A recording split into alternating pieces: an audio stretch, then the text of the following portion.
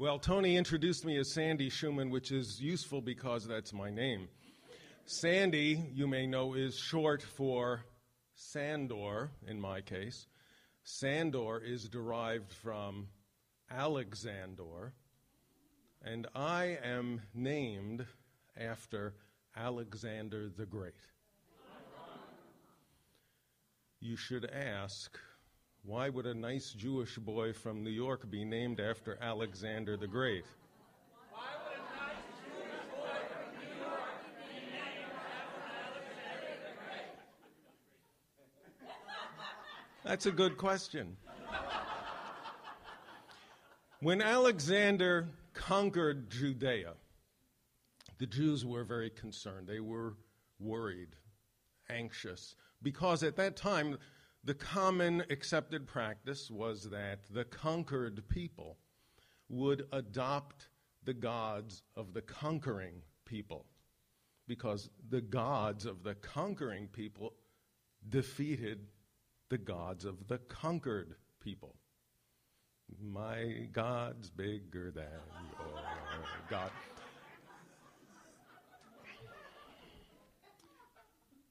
The Jews didn't want to do that. So they appealed to Alexander. They said, we want to continue to worship our own God and follow his laws. And Alexander considered this. He learned about the Jewish God. He studied the Jewish laws. And he said, hey, this is good stuff you've got here. You can keep your laws. You can continue to sacrifice to your God. You don't have to adopt the Greek gods. The Jews were very thankful. They were relieved. In appreciation, they said, Alexander, we would like to honor you in some way. We will name our children after you. 2,300 years later,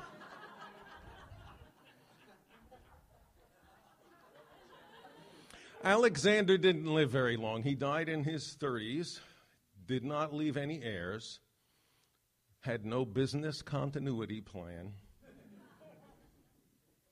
So his generals divided up his lands among themselves. And they passed those lands on to their heirs. And a couple of hundred years later, the land of Judea came into the hands of King Antiochus IV, who called himself Theos Epiphanes, God manifest. Now, as God manifest, he could not have the Jews worshiping some other god.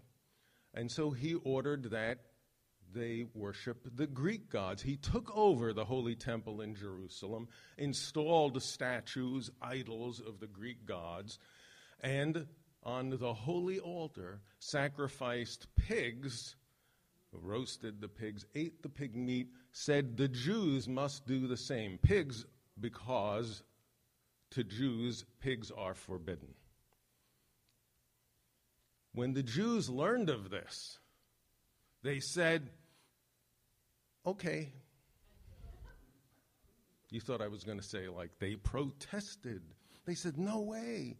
But keep in mind now, they'd been living under Greek rule for a couple of hundred years. They knew that the Greeks owned the world.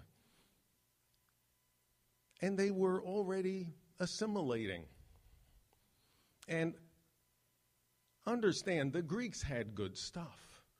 They had the gymnasium, they had philosophy, they had mathematics, they had drama, they had theater, they had music, they had rock and roll, they had iPods, they had broadband. I get carried away with the wrong dominant culture.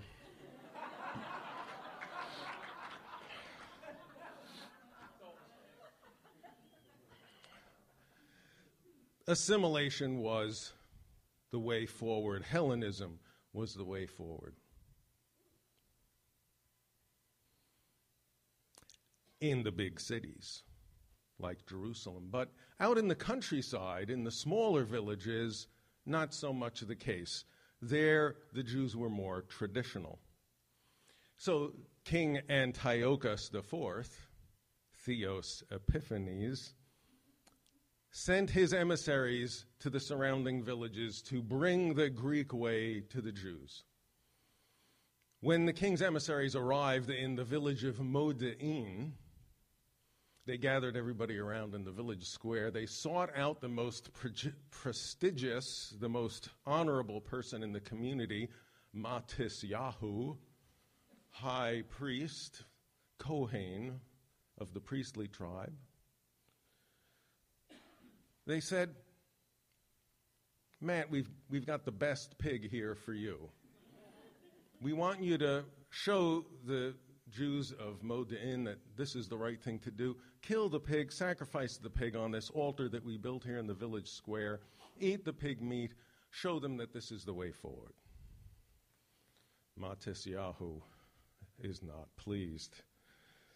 That might go over in the big city, but it's not going over here. We're traditional Jews. We are the Greeks. You will be assimilated. Resistance is futile. One of the other men of the village says, I'll do it. I'll kill the pig. I'll eat the pig meat. Matisyahu draws his knife, kills that man, kills the king's emissaries, and calls out, all you who are zealous for the Lord, come with me. And he and his 5 sons head off into the mountains to form the insurgent army. Now, it turns out that one of his sons is quite adept at military strategy, Judah. And he develops training camps, guerrilla warfare arts, and they bother and batter the Greek army in surprise attacks, ambushes, roadside bombs, IEDs. Sorry, wrong insurgency. But and they get a reputation. This unrelenting pounding that they give the Greeks gives them the reputation as the hammers. In the local language, the Maccabees. King Antiochus IV, Theos Epiphanes, is not to be moved. We'll stay the course. But after 3 years, the Greeks are getting weary. Popular support is waning. Judah and the Maccabees enter Jerusalem. They retake the Holy Temple. They cleanse it of Greek idols. They install a new altar and restore ritual sacrifice to the Holy Temple. They are so proud of their accomplishment that they celebrate a dedication of the Holy Temple just as when it was first constructed. And since they weren't able to celebrate the fall harvest festival because they were busy fighting, they celebrate a belated Sukkot, the fall harvest festival, a week-long holiday, and they make an 8-day-long celebration which they call dedication. And they declare that this holiday, this celebration of dedication, will be celebrated every year by all Jews. You might know that better by the Hebrew word for dedication, Chanukah. Fast forward a few hundred years, the Romans have destroyed the Holy Temple, they've conquered the Jews, and dispersed them. The community of Jews in Babylonia decides they really need to do something to preserve their culture. They need to codify the writings and record their oral traditions. And as they review this material, they come across this story of Hanukkah, which is observed every year. And they see this victory of the few against the mighty, the triumph of the weak against the strong. And they think, wow, if the Babylonians examine what we're teaching our children, they're going to think we're feeding them this history so that they one day will hope to rise up against the dominant culture and gain their independence. This is too dangerous. What are we going to do? will change the story. And so they said when Judah and the Maccabees regained the Holy Temple, they cleansed the temple, and they wanted to relight the menorah, the 7-branched lampstand in the Holy Temple, which was to be kept burning day and night. They searched the Holy Temple for the supply of pure olive oil with the seal of the Kohen Gadol, the high priest. And they found just one jar. Now, some argued that they should take a little bit of the oil from that jar and pour it into the menorah each day of the 8-day celebration. It would burn for an hour or so, and the rest of the day it would be dark. And after 8 days, they'd be able to obtain a new supply of pure olive oil and then have it lit continually. But others argued, let's fill it for the first day, have it burn all day long that first day of the celebration, and then it'll go dark. We'll wait 7 more days, and then we'll get a new supply. They won the argument. They filled the oil cups. It burned brightly for the first day, and at the end of the first day, it continued to burn. And after the second day, it continued to burn, and after the third day, it continued to burn. All 8 days, that oil lasted. The oil that was supposed to last only 1 day lasted instead for 8. It was the miracle of the oil, the festival of lights. They saved the story for a new dominant culture. We fast forward again. We've changed the story again.